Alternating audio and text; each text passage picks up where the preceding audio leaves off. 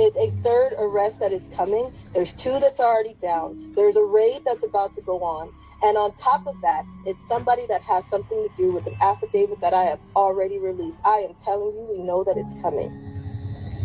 I knew it was coming when I made sure there were sworn and legal affidavits already ready 6 to 8 months ago. I'm telling you right now that they're about to grab them and they're about to announce it. When they announce it, we got a problem. We got a big problem. Because there's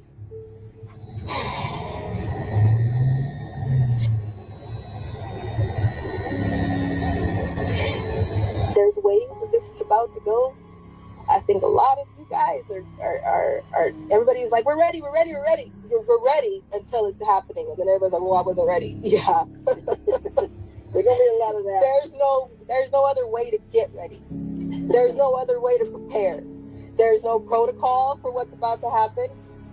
The world is going to crumble when they see this next arrest. In the meantime, there's going to be deaths, distractions, and fires to hide evidence. Watch for it, ask questions, demand answers.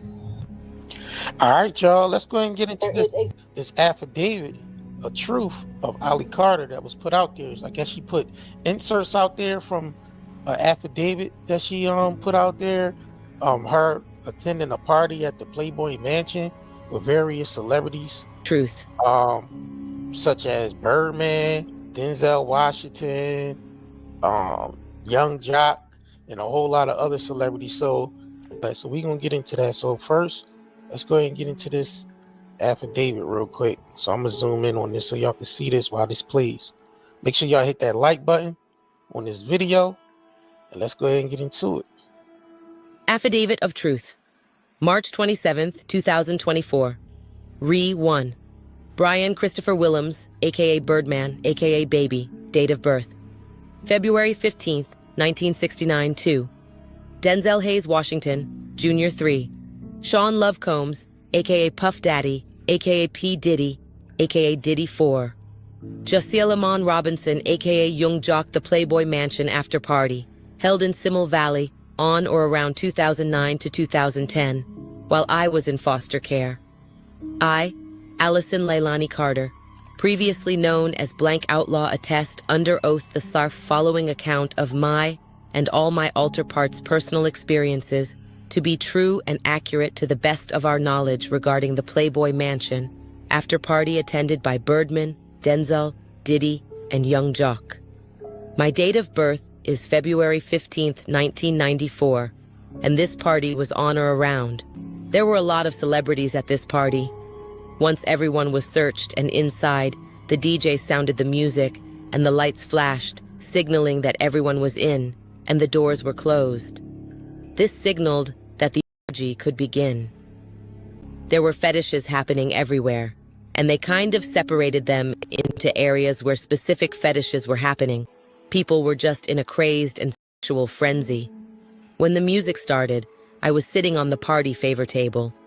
The main room was big, like a ballroom. There were outlying doors around the edges of the room. Some of the doors were shut, but you could still see the food sex table, the party favor table, and many other things. I had to sit on the party favor table and wait to be chosen, the way someone would choose a gift bag off the table at a birthday party. One was a part of the Kings of Comedy. He also wore a gold chain. He was complaining that he did an hour set, but there was no one to backstage. This cummed and broke the no anal sex rule and had anal sex with me anyway, and just laughed. I screamed for my handler pimp. Everyone was laughing, and I ended up getting in trouble. Man, let me know in the comments what y'all think it is. I mean, who from Kings of Comedy, who you think that was? Said someone that wore 2 chains. Now we know who was all Kings of Comedy was Bernie Mac, D.L. Hughley, Cedric the Entertainer, and Steve Harvey. Well, we know Bernie Mac wasn't with none of that. We let's rule him out right now. Bernie Mac was with none of that. You know what I'm saying? So you got Steve Harvey, Cedric the Entertainer, and D.L. Hughley. These are the, she said one was from Kings of Comedy. So Y'all let me know in the comment section who y'all think that is. But this is crazy, bro. Right now, I need y'all to smash that like button, share this video, and subscribe to this channel. We have a few affidavits.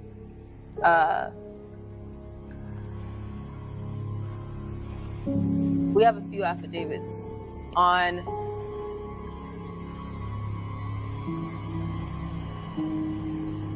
Barack Obama, Michelle, hermaphrodites, Joseph Biden, Oprah, Lassane Outlaw, many, many more. Again, what can we do? We've given information over and we've handed it over to someone and we've said, hey, we can only hand you so much because there's so much of it. No one's done anything with the information that they already have. No one's attempted to do anything with the information that they have. We have the evidence, we have a lot. But as this time, the last 3 years have gone on, we had an attorney that we had our eyes on that we thought, hey, you know, we'll hand that to him. I told insurance holders that we have, God forbid we walked out of this room and something happened to us today and we were no longer alive. There's no reason to hold on to, there's no reason, if something happened to us today, there's no reason to hold on to information, AKA dead man switch. Has anybody ever heard of that? A dead man switch. Which means that if a dead man is found, then the switch is flipped on and all of this information is handed to the world. That is what we basically have with insurance holders all around the world and now you.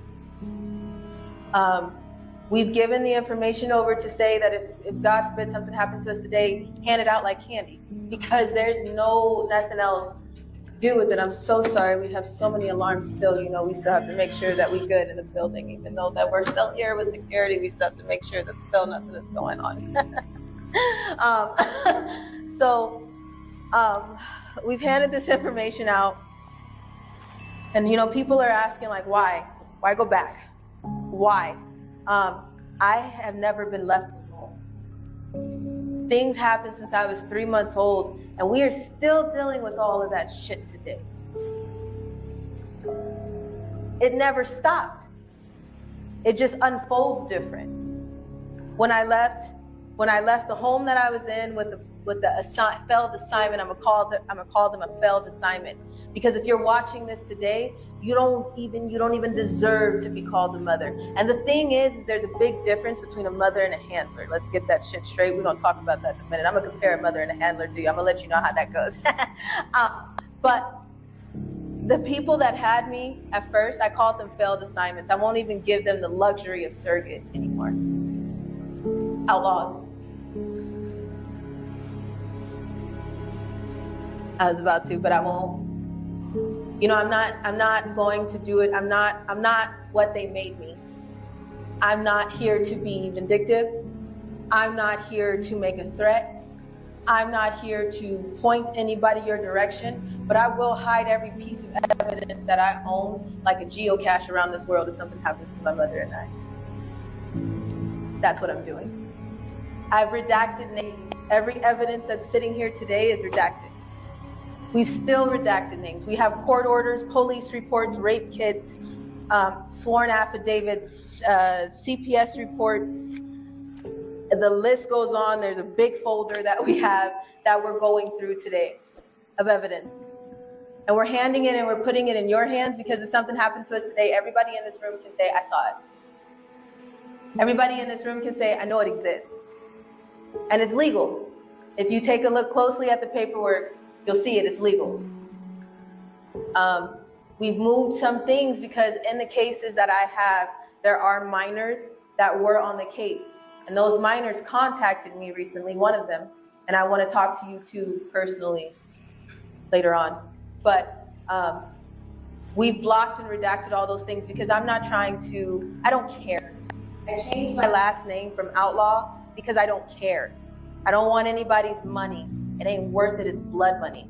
If somebody told me today, I'd give you whatever you want and money, I would tell you to keep it. The only people that would probably take money from is Child Protective Services, because for 1 whole year, they collected money from me while they knew I was being trafficked, while they helped my traffickers, while they documented and aided my traffickers. They're still doing it to this day. They collected a paycheck on every single time I ran away. They collected a paycheck on every single time I was assaulted because it made a bigger case. It gives a bigger paycheck to the foster parents. It gives a bigger paycheck to the government. Foster care only runs on children, like Monsters, Inc. Do you understand what I am saying to you? Has anybody ever seen the movie Monsters, Inc.? You know, the screams and the laughs? Right. We talked about that before. Yeah. Make sure y'all hit that like button, man, on this video. Let me know in the comment section what y'all think of Ali Carter, you know, putting this out there, man. Like we said, we about to see a whole lot of celebrities going to jail. A lot of them being taken out. You know what I mean? I see how they're constantly putting Diddy in the media constantly, but they not constantly putting Mike Jeffries in the media like they doing Diddy. You know what I'm saying? Like, you don't see people outing Mike Jeffries. You don't see, you know, more you know, victims speaking out. So I don't know what the hell's going on with that. So you already know how we do. We gonna constantly bring it to your attention. This whole Mike Jeffries guy, from Abercrombie and Finch, him and his partner, whatever his Matthew Smith or whatever the hell his name is. But yeah, man, we're gonna definitely keep y'all, you know, keep this coming, keep this content flowing, man.